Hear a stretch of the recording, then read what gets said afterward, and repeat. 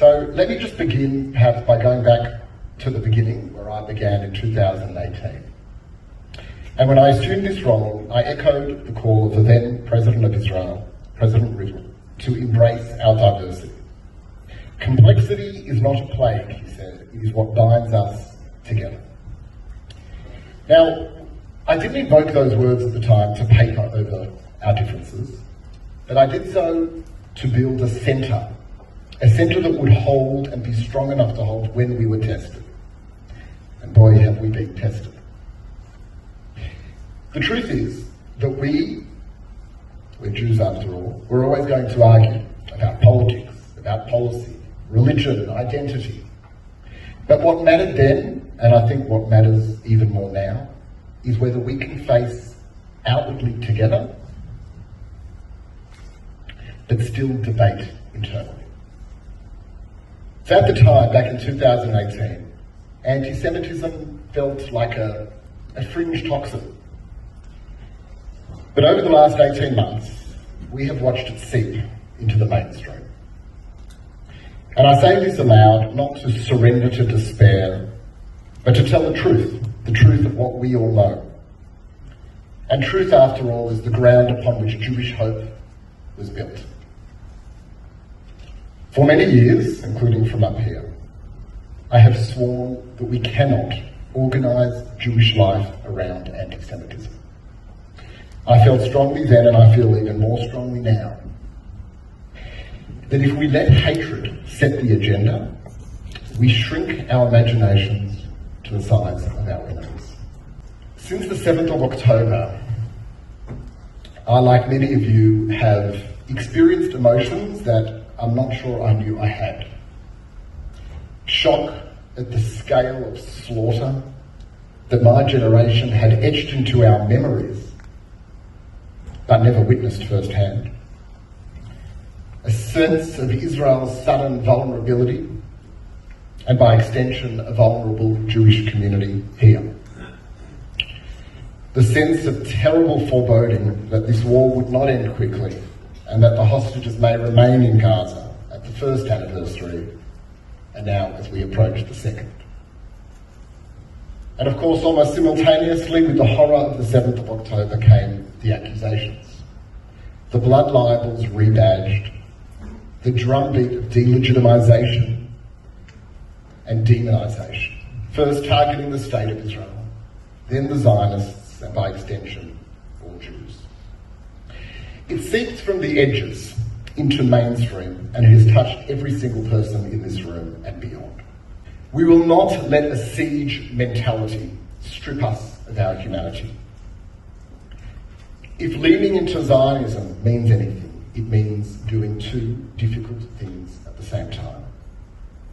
We defend our people without apology, and we maintain the capacity for self-reflection that makes us who we are.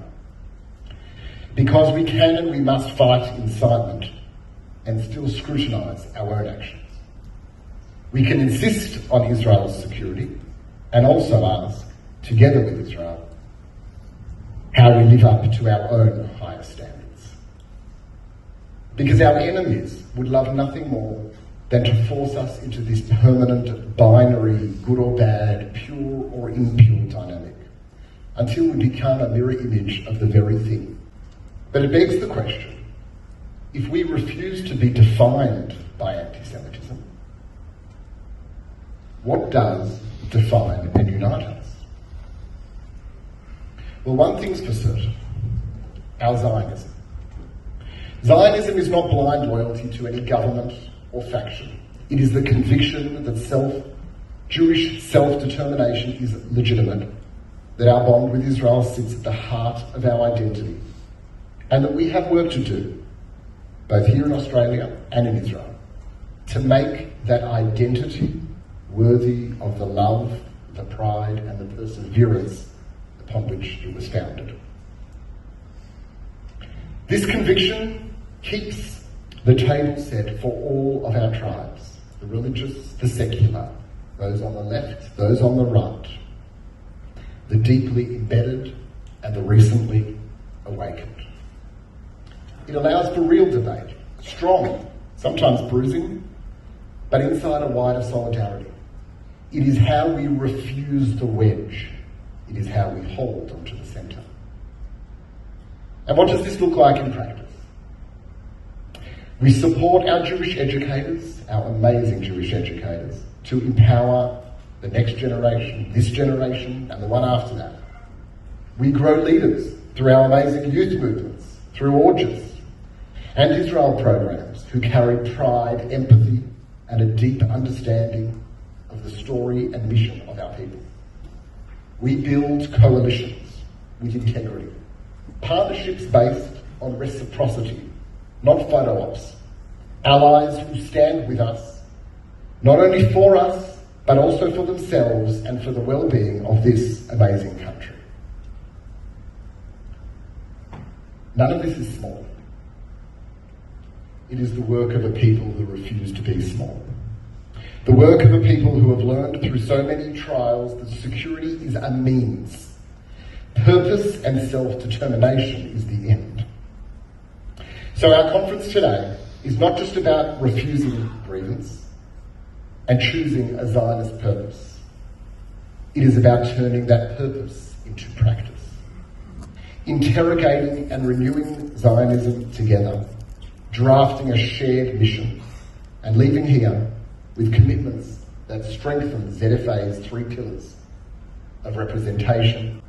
Now, I can't tell you that next year will be easier than the last, but I can tell you very clearly that together we can and we will choose purpose over paranoia, centre over spectacle, and dignity over despair.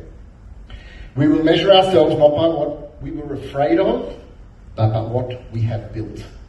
Stronger institutions, prouder young Jews, deeper ties with Israel, and a more honest, more resilient, and above all, more purposeful place for Australian Jews in this country.